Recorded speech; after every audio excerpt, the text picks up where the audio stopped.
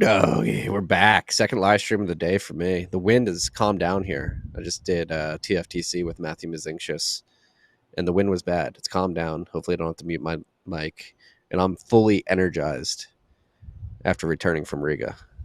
And you look at Matt. Even his away camera is 4K high def. I'm trying to upgrade the setup. It is sufficiently upgraded. I'm trying to take it to the next level. I care about the freaks and if we're not gonna cancel Rabbit Hole Recap, if we're not gonna cancel Civil Dispatch, I just gotta keep pushing forward. I mean, you say you're caught up from Riga. I'm still on the road to recovery. What a week! Really great week. Sorry, freaks, that you had to wait so long for you get a doubleheader. We finally released last Saturday's live episode that we did in Riga yesterday on the feeds. So if you see this one back to back, that's what happened. It's incredibly hard running events. It's often very thankless. Pretty much no one makes money running events except for the Bitcoin conference. It's incredibly difficult to run a profitable event ethically without, selling out to the highest bidder in terms of sponsorships. So, I mean, huge shout out to the Baltic Honey Badger team, huge shout out to the Nostriga team. But as a result, Honey Badger took a while to get us the actual recording. As soon as we got it, we uploaded it. I saw some of the freaks in the comments were like, why no show notes? Why no this? Why no that? Well, it's because we got it and we just Logan immediately shipped it within like 30 minutes. So that was the end result. But yeah. Yeah.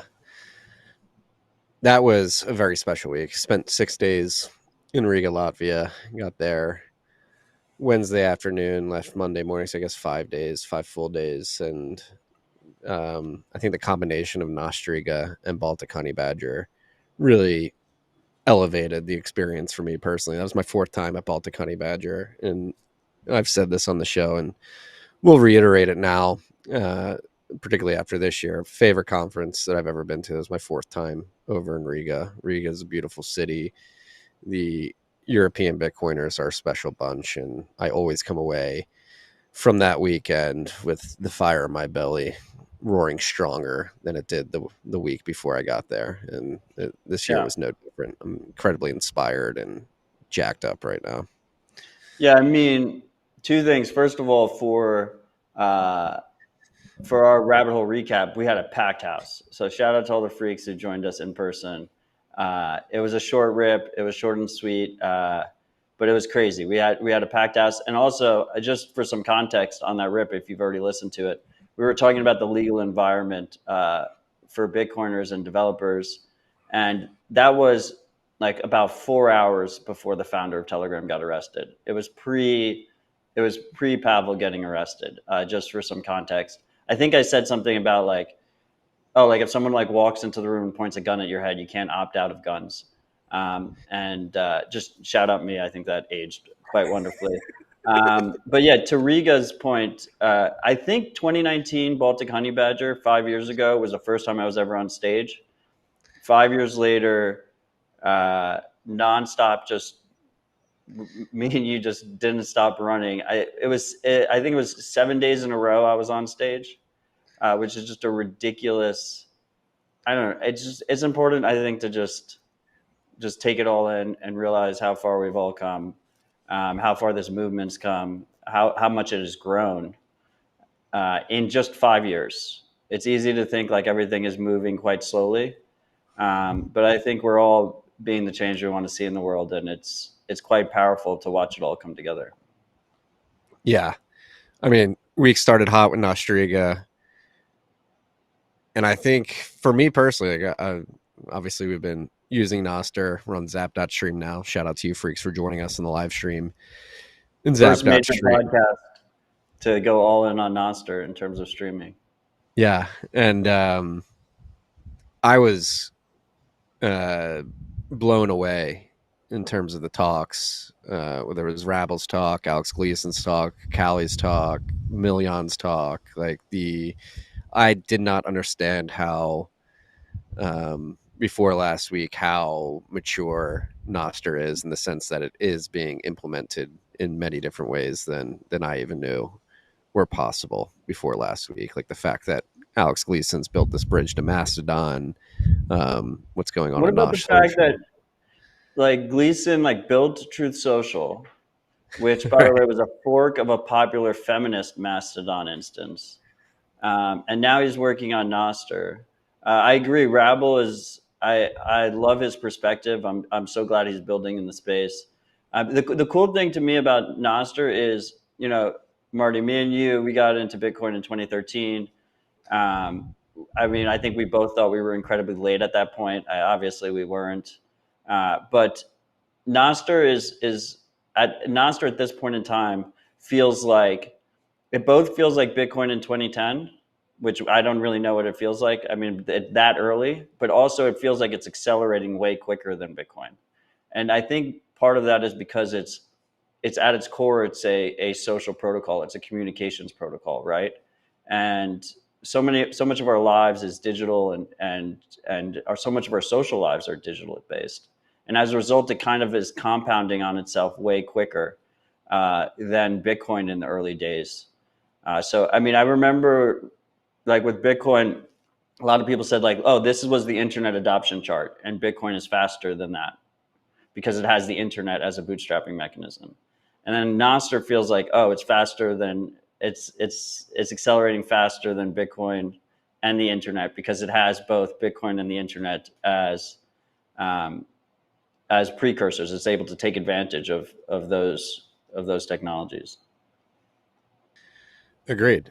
And like two examples that stick out to me from last week, like again, Alex Gleason ditto with those bridges to Mastodon. Like that's the beauty of Nostr, I think, is like you can essentially just suck in like a network effect from these other uh, systems that exist with the Fediverse and Mastodon. Like a lot of people can be using Mastodon now, not even realize, or like cross posting to Nostr as well. And then similarly with Fountain, I sat in on Oscar Meyer's talk about how Fountain transitioned to being Nostr based, and it was a Herculean effort on their part, but they really uh, sort of opened up my mind to the fact that, oh, like it is possible for incumbent tech projects, social media projects, whatever it may be, different contexts, Fountain's case, podcasting app, to transition and incorporate Nostr in a way. It's Well, not straightforward and easy right now, but Fountain did it, and they had to incorporate like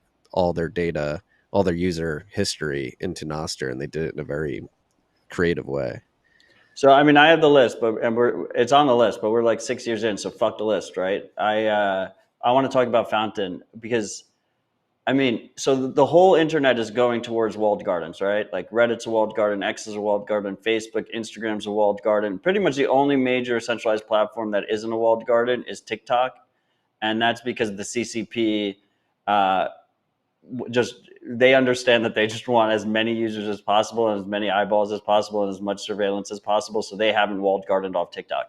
But pretty much every major tech company is moving to more and more walled gardens, login walls, identity walls, VPN blocks, whatnot. And Nostr is going in the complete opposite direction, right? And as a result, Nostr should be the largest data set in the world, the largest social graph in the world, the largest network effect in the world, and it just sucks in all these different things. And the Fountain integration is fucking amazing. Like people are like people will realize how insane this is. We can shout it from the rooftops. They'll realize in a few years.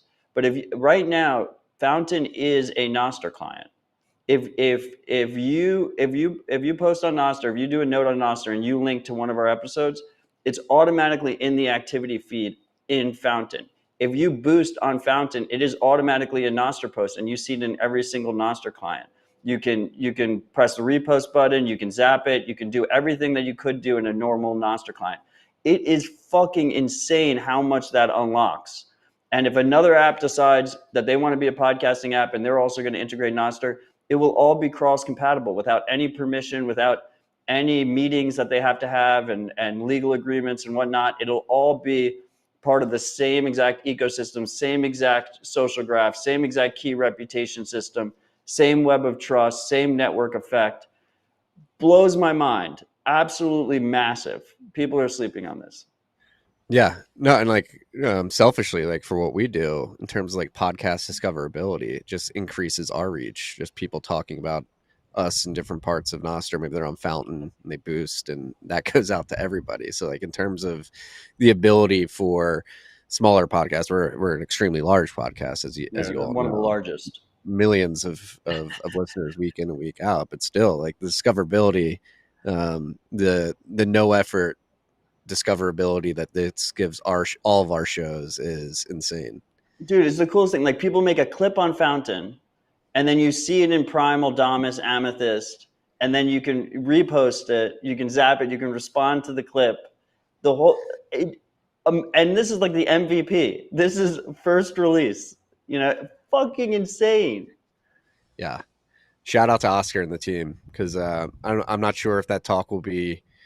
Oh wait, no, because it was Nostriga. So like during Baltic Honey Badger, that was the cypherpunk room. But I think in Nostriga, once that video gets posted, a lot of lessons learned there too. I think one I talked about on stage when we did the funding Nostr panel is like the one ask that Oscar has is like maybe some NIP standardization that isn't as like hard committed to some use cases over another, just so it's easier for incumbent companies that want to become Nostr clients to do so relatively easily. It's like some We have X. standardization.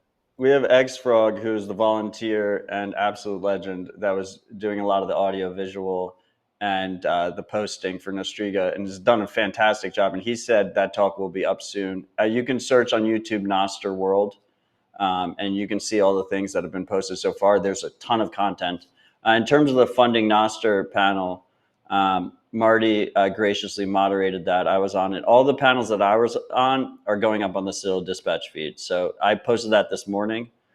So if you prefer podcasts, you can listen to that panel and a bunch of other Nostriga content by just searching Citadel Dispatch in your favorite podcasting app. Yeah, it was a good panel.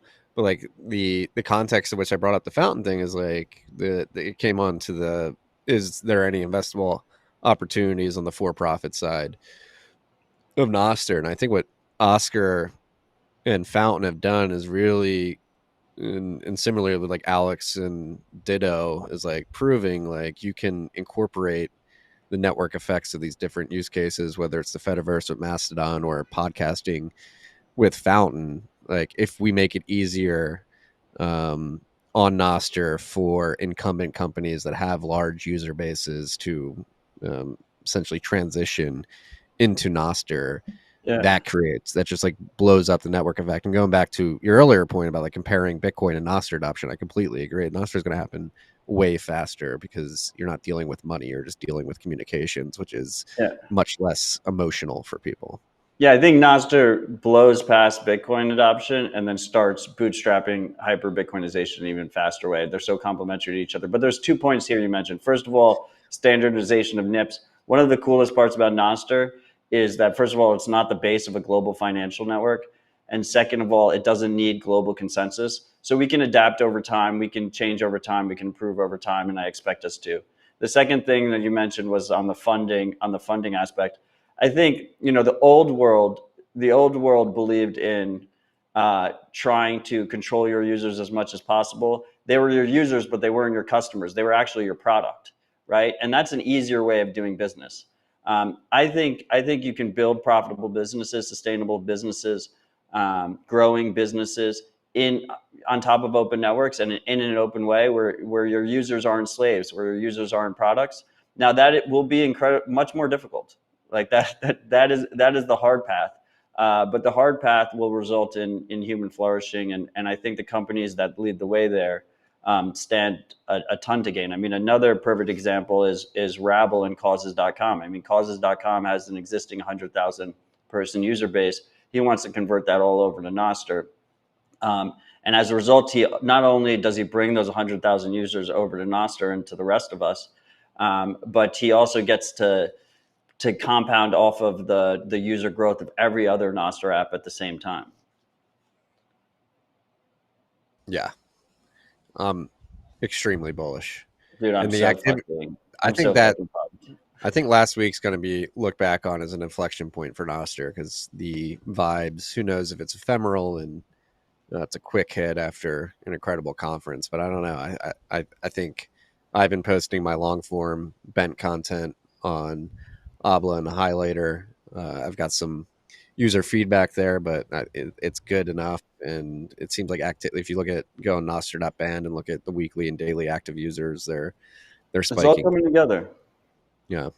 I think, look, one of the things that we noticed this with the Bitcoin first, right? It's like, how many users exist in Bitcoin? Like, there's no hard number. Nobody knows. But we can make educated guesses. And the cool part is anyone can make an educated guess without permission. It's the same thing with Nostr, but it's a little bit of a double-edged sword, right? Because you have all this insight that it's easy to be like, oh, Nostr follower counts are fake, or Nostr user growth isn't strong enough. Well, the first realization is, okay, Nostr follower counts aren't based in reality, and the reality is much less, right? Or Nostr user numbers aren't based in reality, and the reality is much less. Or Bitcoin user numbers aren't based in reality, and the reality is much less.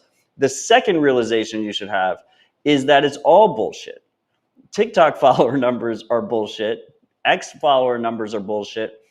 We just have no insight. We can't analyze it ourselves. You're just completely taking the word of whatever walled garden is telling you who's real and who's bots and who are active users and who's not. Like, there's no open analysis of those systems.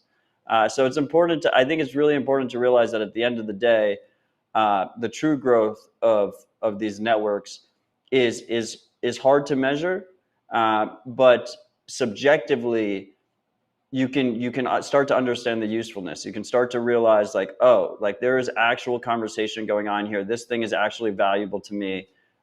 This thing is going up and to the right, and I think that is incredibly apparent with both Nostr and Bitcoin. Yeah. And just to tie to the knot on the Nostriga Baltic honey badger conversation to open the show, a couple other cool projects I saw last week. Layer 3, so LAYER, the number 3.news. Really cool project combining RSS, Nostr, AI, and Bitcoin. I mean, Jack Dorsey said it many times on stage and has been sending notes out this week. Like, I think people are really underscoring the power of Nostr and AI, and I think Layer 3.news does a really good job of that. So essentially, they're creating a news platform that is pulling in RSS feeds from all the different publications in the mainstream, and then indexing them for their political leaning, and then giving you multiple versions of the same story from different political perspectives, which I think Really is fucking cool. really cool and really powerful. Like, if you want to get a good high level understanding of a particular news topic and how different people are viewing it at different layers of the political spectrum, really cool product. And then I was talking to Peter, the founder of that, at the end of Nostriga last week, and like what you can do with data vending machines. And so, like, basically, if TFTC wanted to leverage what they've built to create a curated news feed, you could easily use data vending machines to like pay API calls to just automatically import that data to the feed that we want to present to users. And that's where the AI comes in too. He's created AI bots to basically represent the different political views of each story and then put their perspective forward. And Yeah. it's really cool. I mean, it's a really cool project, and once again, it's just an MVP, and it's already incredibly powerful. I've been kind of cautious myself to say the AI word that much, because it does feel like it's easy to just dismiss it all as hype. I think Nostr, AI, Bitcoin. There's something there.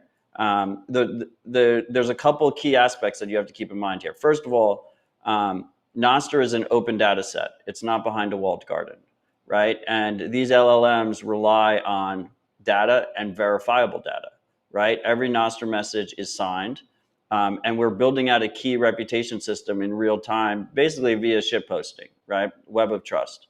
So you have signed messages, so you know who's the author of that, whether it's a bot or a human. You have key reputation systems, so you can understand the credibility of whoever the author is. So the LLMs can use that data set, and it's not behind a walled garden. If you try and use the X data set, Elon will crush you. If you try and use the Facebook data set, Mark will absolutely crush you, right?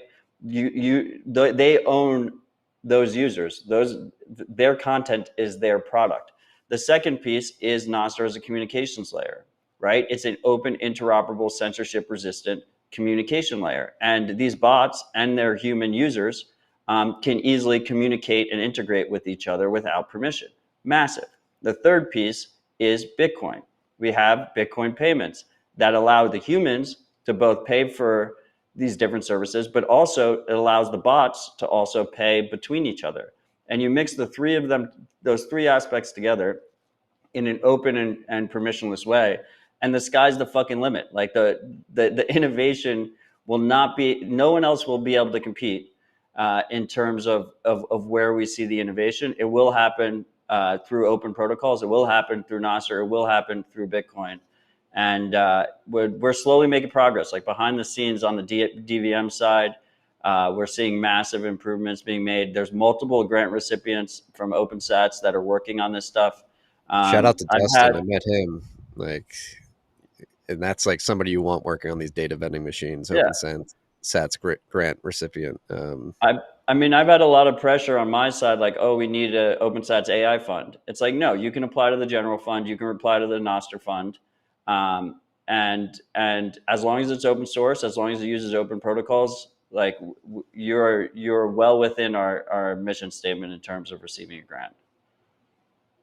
Yeah, extremely bullish. And like again, layer 3.news. I don't think many people at that conference had heard about it until Peter was walking around like showing like, look what I built. And it was like, holy shit, this is like the cleanest, most robust like news related app I've ever seen on Nostr. And there was multiple people I talked to. It was like, yeah, I had no idea this existed. And that again highlights the power of Nostr being this open protocol that anybody can build on, and you can have people building in silence and producing something that is massively beneficial that most people that are on Nostr talking about it 24/7 aren't even aware of.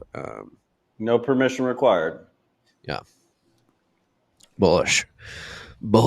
All right, back to the list. Pavel, we glossed over it a little bit, mentioned that he was arrested a few hours after we finished our live rabbit hole recap in Riga, in which we talked about developers and founders in danger of getting arrested for building what they're building. Pavel Durov is the founder of Telegram, which is one of the most popular communications apps in the world, almost 1 billion users. He was in France and got taken into custody by the French government on 12 criminal counts, ranging from the enablement of money laundering, child porn, complicit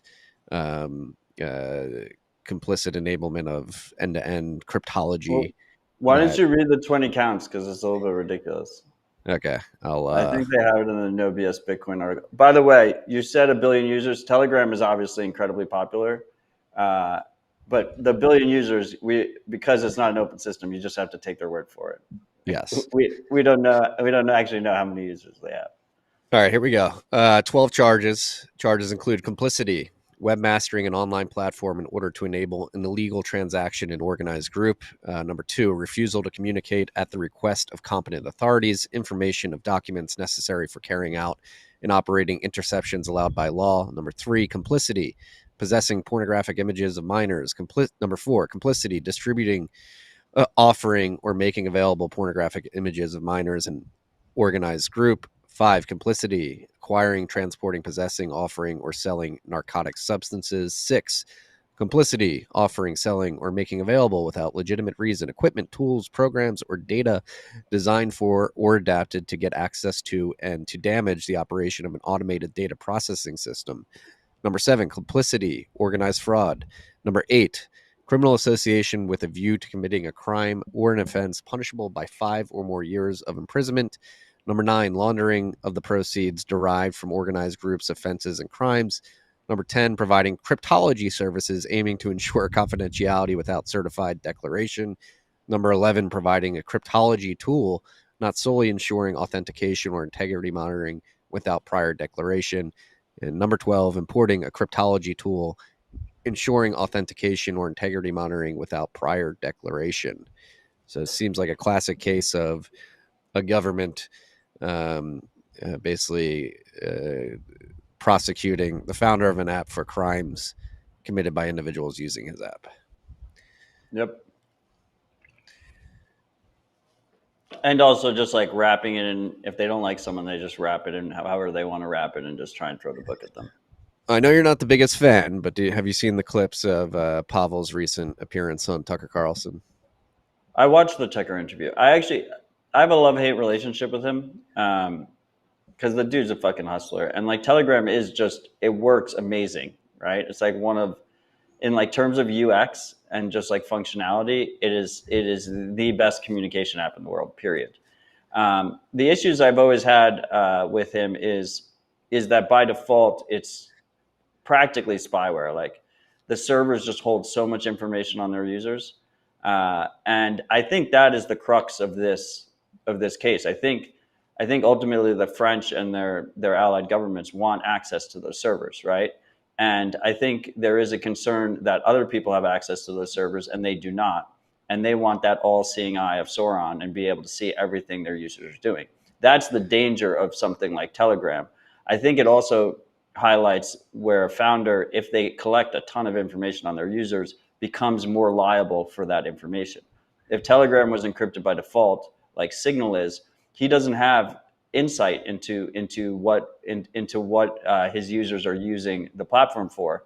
Then it becomes a whole different legal situation of, unfortunately, like what we've been seeing with Tornado Cash, with this idea that if you submit, I think it's the Dutch government that's like, you chose to ship something that was unstoppable, and that was a choice, right? And that's a different argument than you can see all of the stuff that your users are doing, and you're not stepping forward.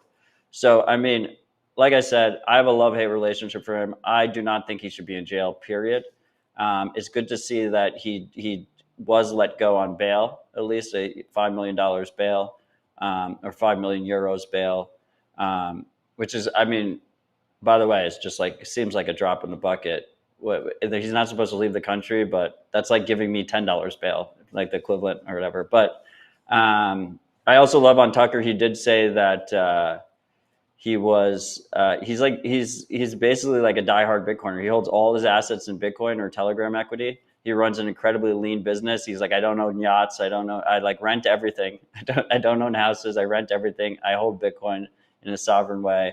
My bigger issue is with Tucker, like fudding Signal when he should know better. Signal is not perfect, but if your goal is privacy, if your goal is communication, Signal is just objectively significantly better than using Telegram. And Tucker has a massive audience, and people that have large audiences have a bigger responsibility, I think, to the world, to hold themselves to a higher standard. I think me and you strive to do that as much as possible. We don't pretend we're perfect. And so in that way, like, I'm disappointed and skeptical of Tucker. But when it comes to Pavel, I mean, he built an amazing business, and he is he's a man who seems to stand firm against oppression, and to me that is always a admirable characteristic of a person. He once gave Vladimir Putin the middle finger in person, I believe. And to be clear, I was alluding to Tucker, not Pavel, when I set you up for Fair that enough. monologue. Well, Tucker can go fuck himself. But in that episode that they recorded, like Pavel admitted, like, the CIA has come to me and asked me to basically work with them to give them our users' information, and I steel man them or strong arm them and said, no, we're not going to do that. And this was 2 months ago, where he made that public. And so, I mean, you mentioned obviously this happened in France. The French government is taking the lead here, but as we know, Five, Nine Eyes, whatever it is now, they all work together. And so you can imagine that the CIA did not like Pavel letting the world know that they were actively trying to Yeah. infiltrate his business and get his But users' information. the important thing here, Marty, is you got to always put the tinfoil hat on, right? You got to put the tinfoil hat. And the problem with Telegram is we can't verify shit. You just have to trust him at his word, right? So when he says that he's not giving the CIA information, we just have to believe that he's not giving the CIA information. If you want to go full tinfoil hat, him getting arrested by a Western government and then getting released could be a way to get enemies of the West to use the app more fervently. When he says that I'm not giving Putin information, we have to trust him that he's not giving Putin information. And really what we want to see in the world is we want to see tools where you don't have to trust and you can verify yourself that that information doesn't exist, that that information is not even able to be handed over in the first place. And that is my single biggest issue with Telegram, is that it relies on a heavy amount of trust. And the way the whole thing was built is to collect as much information as possible. Like just try and go through the process of deleting your Telegram history, and you have no idea if it actually got deleted or if it's still sitting on servers somewhere. Yeah.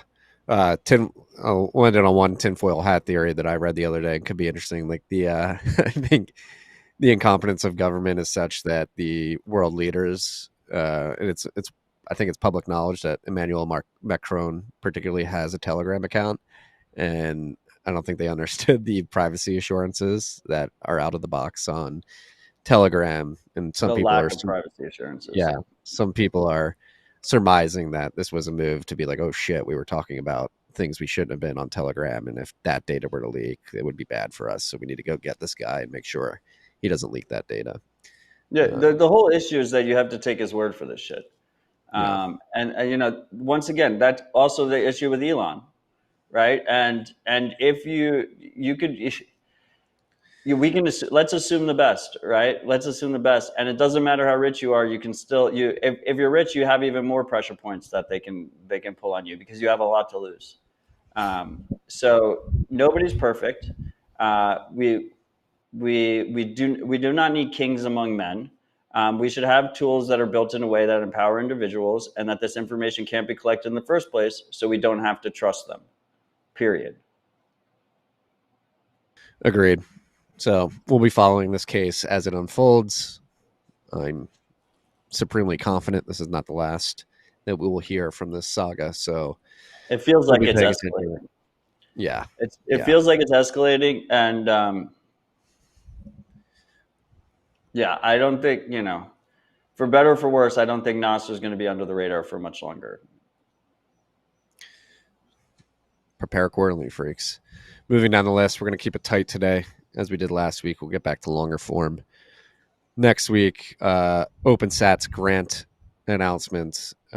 First up, OpenSats announces long-term support for Vitor Pamplona, the founder of Amethyst. Many of you who are watching via Zap.stream may be watching via Amethyst's implementation of Zap.stream in the app. So this is great to see. Vitor has been a fucking prolific dev in the Nostr space. I'm not an Android user, so I haven't used Amethyst yet, but from what I hear, it is the most Yeah. robust and feature rich client for Android Yeah, I users. mean, just in the spirit of keeping the Nostr momentum up, OpenSats has announced over the last 2 weeks, we've announced long-term support for three prolific Nostr contributors: Vitor of Amethyst, Alex Gleason, who we mentioned earlier, of Ditto and former Truth Social tech lead, and Daniele, who has worked on many clients and different design initiatives.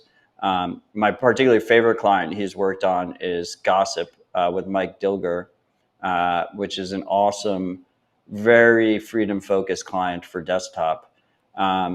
But we march forward, and I mean these guys, like, it's so easy. It's so easy to think of these things as tech projects, and they are tech projects, right? They're open protocols. They're software at its core.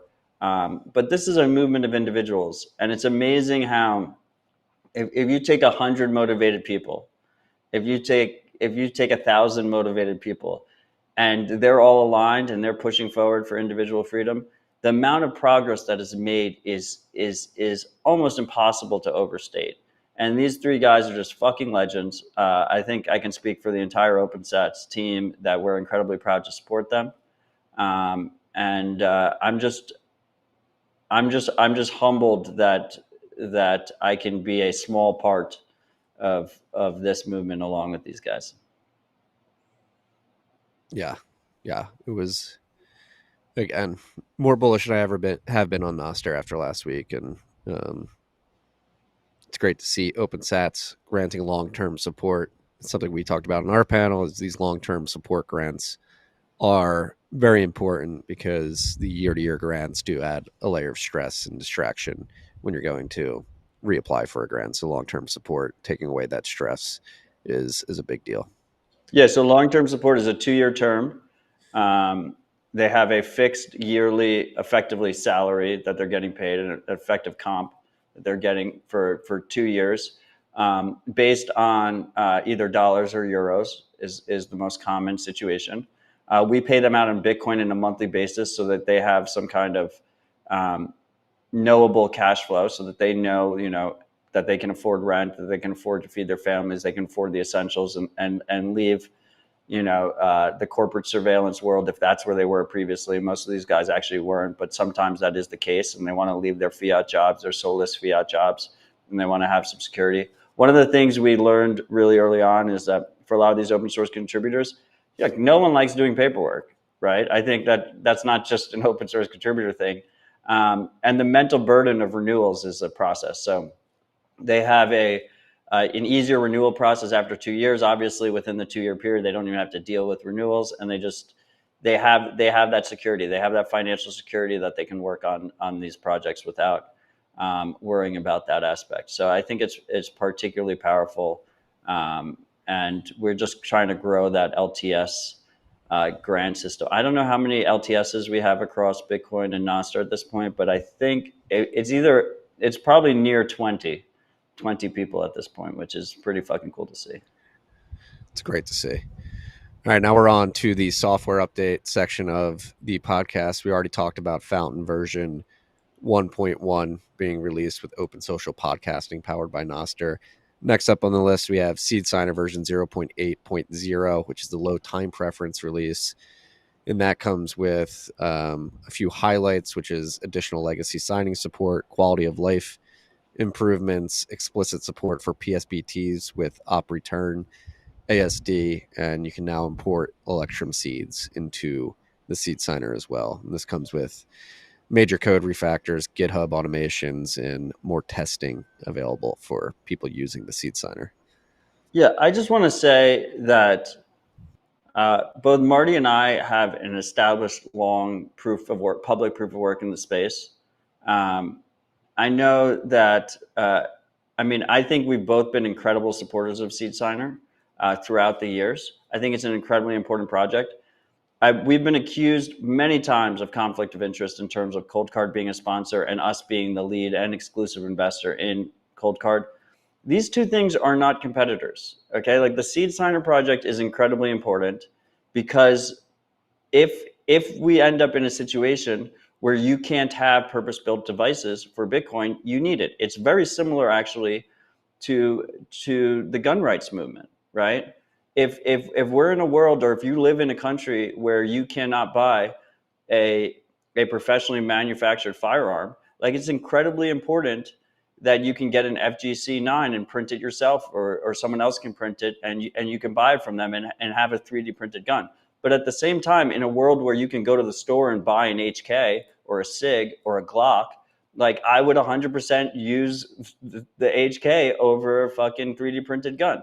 And it's a very similar dynamic, I think. And it's important to be honest about the trade-offs of these different tools.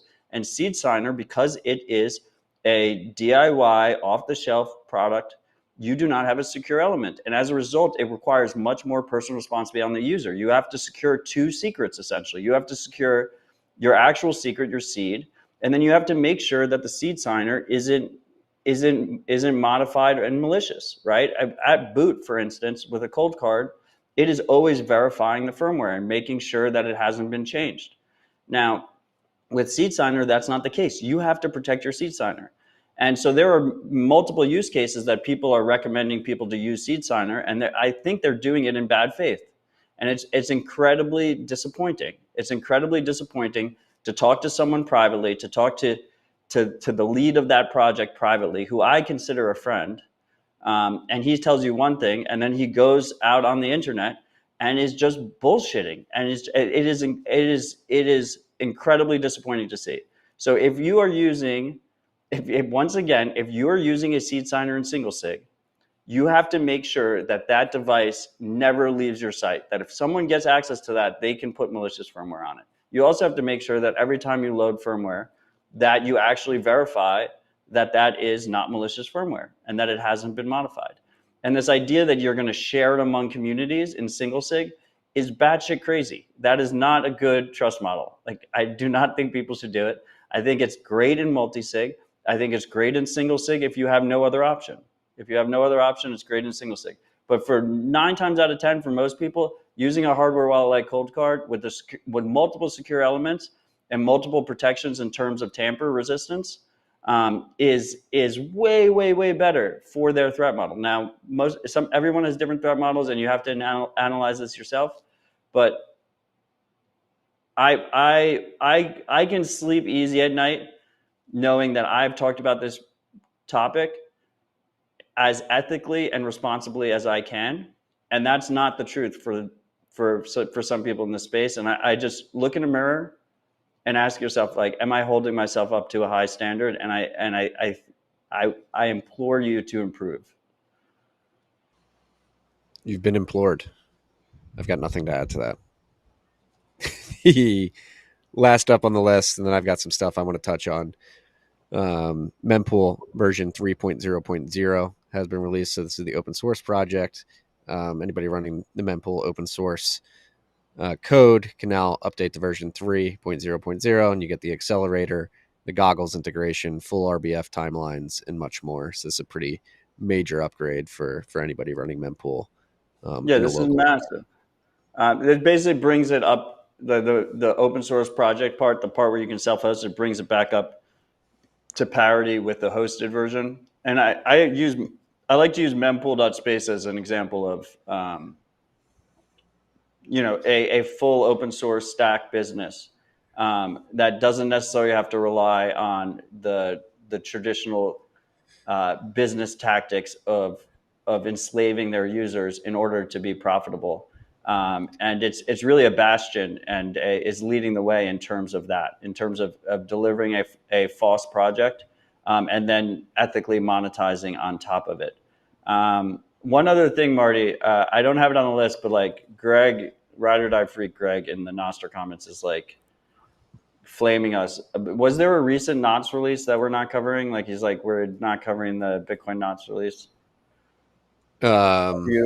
Greg, why don't you tell us, instead of like just shitting on us in the Nostr comments, why don't you link to the release so that we can actually talk about it? That would be more productive. Bitcoin Nostr. Yeah, what? I'm not seeing it.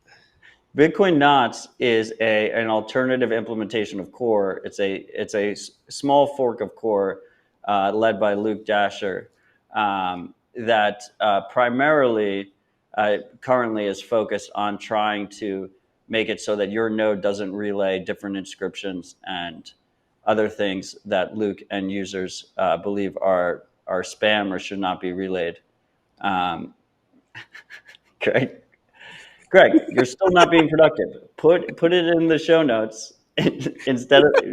Greg just said Odell shills so much that I feel like I've watched the TV shopping channel. Oh, we got bought. We didn't tell you. We got to disclose that QVC bought RHR a couple of weeks ago. Welcome to Q. Please call the number on. And for the next 20 minutes only, we will send you 2 of the pans instead of just 1 of the pans. This is the best pan ever. It's going to make your kitchen experience phenomenal. You'll never cook eggs the same way ever again. That's 1-800 Rabbit Hole Recap to get this 2-for-1 deal. Make sure you call in the next 20 minutes. build on there's multiple conspiracies with OpenSats, and two of the key ones is Knots and Seed Signer, and neither have submitted applications. Like if you're a developer or a contributor working on either of those things, opensats.org/apply. Like I think OpenSats gets a lot of shit because we're incredibly transparent. We're probably one of the most transparent charities in the world. Period. We're one of the most efficient charities in the world. We do not take a cut of donations. And it's like you're just penalized by being so transparent. It's like, oh, why aren't you more transparent? It's like, why don't you look at every other charity and they're way less transparent than us? We're trying our best. We're trying to balance that transparency also by putting our grant recipients at risk, right? And being careful of the stakeholders and the environment and the threat model that they live in. But I've had long conversations with Luke. Me and Luke are, I think he would not disagree that we are good friends and allies. And Luke himself does not think it's right for him to apply to OpenSats because he has Ocean, and he's making a solid salary on Ocean. But if any other contributors want to apply, they can simply go to opensats.org/apply and they can apply. We have no outstanding applications for many of them. And for anybody running Bitcoin Knots version 27.1 Knots 2024-0801 has been released. This release includes many new features, various bug fixes, and performance improvements. So if you're running Knots, make sure you're on it. You can upgrade by running the installer on Windows, or just copy over -applications-bitcoin/qt on Mac OS, or bitcoin-d/bitcoin/qt on Linux. If you want to upgrade right in your CLI, known bugs in various locations, including the GUI's transaction details dialog and the V size result in many RPC results. Transaction virtual sizes may not account for an unusually high number of SIGOPs, i.e., as determined by the -bytes per IGOP policy, or data carrier penalties, i.e., data carrier cost. This could result in reporting a lower virtual size than is actually used for mempool mining purposes due to the distribution of the shared Bitcoin transfix repository. This release still does not include updated translations, and Bitcoin Knots may be unable to do so unless that has been resolved. So that's the update on Bitcoin Knots. Let the record show that it was Ride or Die Freak Black Coffee that put the release in the comments, and it wasn't Greg. Greg, you're disappointing us. Black Coffee, we're proud of you. Thank you for providing that. If you run Start9, if you're running Start9 on your own hardware or with one of their plug and play boxes, you can easily choose between Bitcoin Core and Bitcoin Knots. I will say the thing Bitcoin Knots needs the most of is review, not funding. Review that's not Luke. More eyes on the code. And if you're a reviewer, actually, you are within a mandate of OpenSats. We are funding multiple reviewers of multiple different projects. So if you are reviewing Knots, or if you're considering reviewing Knots, you can apply. Now, I will say that if you haven't started reviewing it yet, like, we're not going to preemptively fund you. You have to show some provable proof of work. Like, if you have proof of work reviewing the code, that's important. But why do I bring this up? I bring this up because my honest opinion here is the inscription thing has been overblown. Marty thinks that mempools will clear. Like, every week he thinks mempools will clear because fees are so fucking low, but they haven't cleared, but they're so fucking low. The fee market has worked as designed. It just priced out most of this bullshit. It costs them a shit ton of money to fucking do it. You have these random fee spikes where they're way overpaying for just absolute garbage. And I think it's important for people to realize that, first of all, I'm glad we didn't rush into any kind of consensus change over this shit. Like,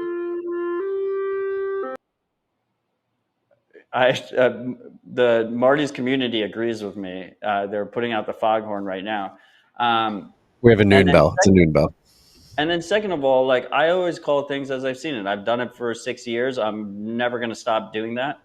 And for my whole life depends on Bitcoin. I am all fucking in on Bitcoin. I am not running Bitcoin Knots for my main use case. Like, that is, I can't rely on it because there's just not enough eyes on the code. Like, I love Luke. I respect Luke. I'm not going to trust a single man for my family's livelihood. And as a result, that's just the reality of the situation. But if you want to run knots, you're welcome to run knots. You can do it without permission. If you want to run it as a second node or a third node or a fourth node to support that ecosystem, if you want to review it, if you want to provide feedback, yes, this is all important, and you can do that without me or Marty's permission.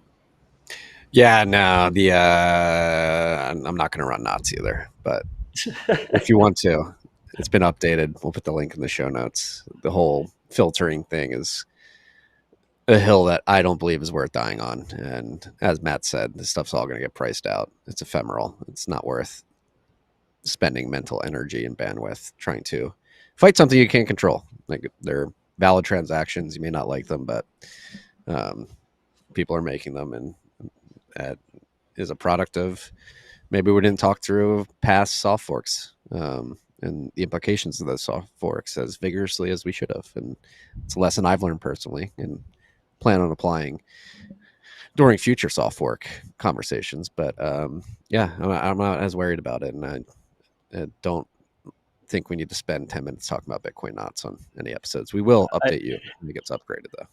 I will say a lot of our list comes from No Bullshit Bitcoin. We have Easy in the comments. He just said test. Your test worked. Both Marty and I got to meet him. He's the lead at No Bullshit Bitcoin. It was an honor and a privilege to finally meet you, dude.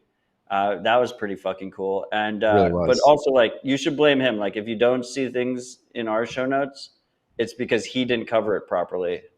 So make sure you direct all your blame to Easy. He's on Nostr. You can just tag him there, give him shit, send him release notes. I strongly believe he's trying his best. But if you don't believe that, you should give him shit more so than us. Yeah. Before we were rudely interrupted by Greg, we were talking about the mempool.space version 3.0. So if you're running mempool.space in your local environment and you want the full feature-rich slate of features that you see on mempool.space via your browser, those are now available to you. So mempool goggles, accelerator accessibility, RBF, line of sight, things like that. Thanks for bringing it back, Marty. You're welcome. Didn't go through Clark's dashboard today. That's on me. I'm very excited about the week that was in Riga, but it is important to notice between last week's episode and today, we did have a difficulty adjustment, an upwards adjustment of 3%.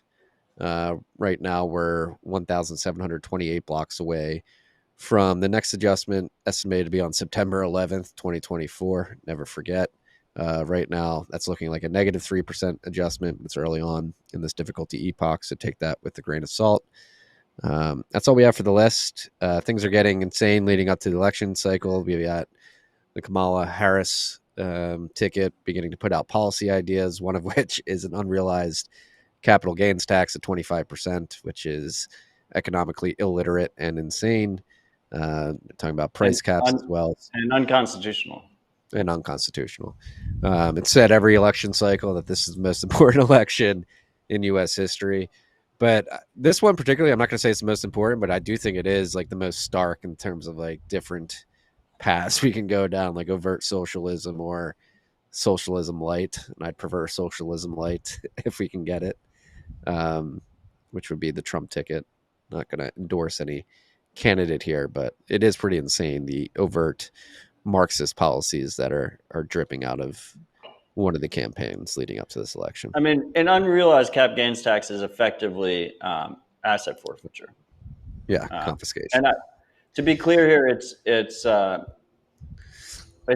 people that are worth over $100 million, but that doesn't make a difference. That is it affects all of us. If 25% of all Warren Buffett's assets are seized, it would be absolutely disastrous for the economy, even if you don't care about Warren Buffett. I would say to Warren, this is why Bitcoin exists. So if your old brain can get that in your head that it's not rat poison, maybe this is the moment that you start to realize it. Probably not. But yeah, I think there's a stat out there that it's like 40% of the U.S. populace is either employed directly or indirectly by the U.S. government, which is just a fucking insanely horrible stat. Yeah, not ideal. Yeah, we need to start getting our head on straight in this country, but I don't really expect that, which is why I try and focus on freedom tech and things that individuals can actually do to make actionable change. I mean, let's be honest, Marty. Like, the reality here is that this election will probably be decided by less than 20,000 voters in swing states. The our our voter participation rate is like 35%, and most of the states are one side or the other anyway. And I say this as someone who is not an active voter participator. So take that as you may, but it is pretty crazy that, so you look at 35% of people are actually probably going to vote. So that's like, okay, so the winner is like 18% versus 17% or something. And then second of all, because of the Electoral College and how it's set up, it's really just going to come down to 20,000 people in swing states. So pretty fucking crazy. Pretty insane. Seems insane. We did forget one software update, or it's not technically an update yet, but we're seeing testing of it. Logan, pull up the tweet from Gloria Zal, but this is pretty exciting to see out of Bitcoin Core. Package relay is in Bitcoin Core version 28.0, or will be once. I don't believe it's been released. I believe it's in the testing phase right now. But Gloria tweeted out earlier this week that she used Bitcoin Core version 28.0 RC1 to broadcast and package a relay, a zero fee transaction child paid for parented by a high fee child on testnet 4 using truck transactions.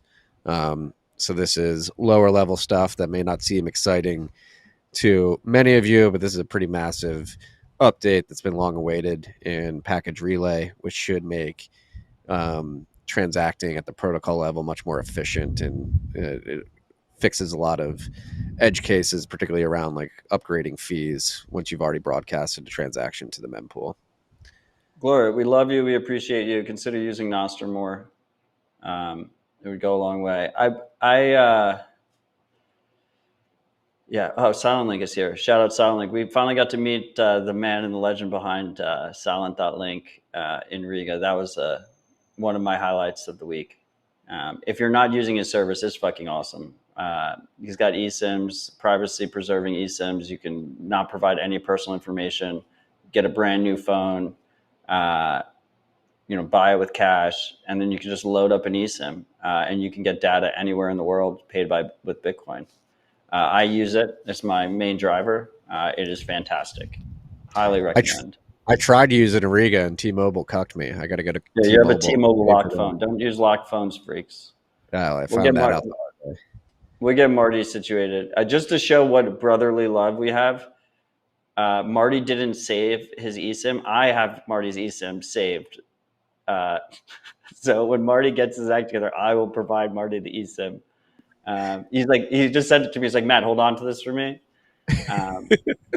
You can use it if you want to. No, I'm Marty. I know you're gonna use it. I'm gonna hold on to it for you. That was disappointing. I would say specifically, he has multiple offerings. I really like the Data Plus, which is a no phone number one. You don't need a phone number on your main phone. You can just use data. You can use Signal for calls. It works really well for me. Consider it. Yeah, Dustin, who's working on DVMs and Nostr, said that he had a SIM failure and Silent.link saved his butt in Riga. Such an awesome service. It's true. It's really cool too. You can pick which network you're on, and he has a pricing page. So in America, for instance, I use T-Mobile because it's the cheapest. But when I go to a concert or something and T-Mobile towers are overloaded, I can switch to AT&T or Verizon, on the fly, pay a little bit more, actually be able to use my phone for what I need it to, and then I can switch back. And it's the same thing regardless of where you go. It's it changes the mindset completely. It's like you land in a new country. It's like, okay, let me check the pricing page. Like, what are the prices? Okay, let me try the lowest cost one. Is this like working? Okay, now let me move my way up. Let me choose. Let me choose which carrier I want to use. Pretty fucking cool. Marty, I know you want to talk about some other things, but really quick before we do, there's this like growing. First of all, I think it's really cool that we did Nostriga back to back with Bitcoin conference, so we got more Bitcoiners there. But if you listen to my fireside with Pablo, I'm at this point, like, I feel like, and by the way, that's on the Still Dispatch feed. And it's short and sweet too. It's like 16 minutes. At this point, I feel like we got as many Bitcoiners as we're going to get. There's like this whole influencer class that will probably be the last to adopt Bitcoin. And I think the next Nostr World Conference, hopefully we have it straddling with another conference, but hopefully not a Bitcoin conference. I think, something in the freedom world, but not Bitcoin related. And that's because we've gotten a lot of ride or die Bitcoiners have come over. I think most of the influencers in large accounts that haven't moved over yet probably will not. And they keep using this excuse, like, who will run the relays? And then they use an example. I saw someone use this example. I won't name him specifically. That if we want to hit Telegram scale of 1 billion users, an alleged billion users, because we can't verify that number, like, we need to make Nostr completely P2P. And let's be honest here. First of all, Telegram, no one can run a relay except for Pavel, right? If we're going to do apples to apples. No one can run a Twitter relay, an X relay, except for Elon, right? It's a closed system. Anyone can run a Nostr relay. I think there will be many, many relays, regardless of how you think about it. But even, let's just say there aren't. Let's just say there's just 1 or 2 major relays. Every message is signed. It's an open network. You can join it without permission. You can run your own relay whenever you want. It is strictly better than the status quo. So when I hear this argument, it's a bullshit argument. To me, this is who will build the roads, who will run the mints, who will run the nodes, who will run the relays. It's fucking retarded. It's a bad argument. Have better argument. Stop being addicted to X. Be the change you want to see in the world. And we will improve this thing over time. And I say this as someone who runs our own community relay. Bitcoin Park has a community relay that we run, and we will never stop running it. So I know for a fact there'll be at least 2 relays. I know Milian is never going to stop running the Primal relay. I know Will is never going to stop running the Damus relay. There you go. You got 4 relays there. There's going to be at least 4 relays. There's going to be way fucking more than that. And we will improve over time. We will improve over time, but just net, objectively speaking, it is such a massive improvement. Just the signed messages alone. The signed messages alone are just a net massive improvement over the status quo. So either get better arguments or use Nostr. You heard it here first. And we touched on 2 of the 3 things that I wanted to talk about, which was the difficulty adjustment and the unrealized gains tax or capital gains tax. Last was just, we didn't talk about it last week during the live RHR, but it happened as we were landing in Riga last week. Jerome Powell came out and explicitly said that they're going to begin reversing their interest rate policy. And so confirming what markets have been surmising for a few months now is that rate cuts will start in September. So in a couple weeks here, you should expect rates to get lower, which means money printer monetary base expansion is going to be back on the up and up, and that should be beneficial for the price of Bitcoin as people seek to escape the debasement of the dollar, which seems to be back on the table after last week. And Bitcoin immediately responded to that. It did. Bitcoin, the macro asset. Look at us. Who'd have thought? Hal Finney would have thought. By the way, RIP Hal Finney. We just passed the 10-year anniversary of his death, August 20th, 2014. I had the pleasure of having Fran Finney on Citadel Dispatch 2 days ago to honor him. And I'd like to think he'd be proud, and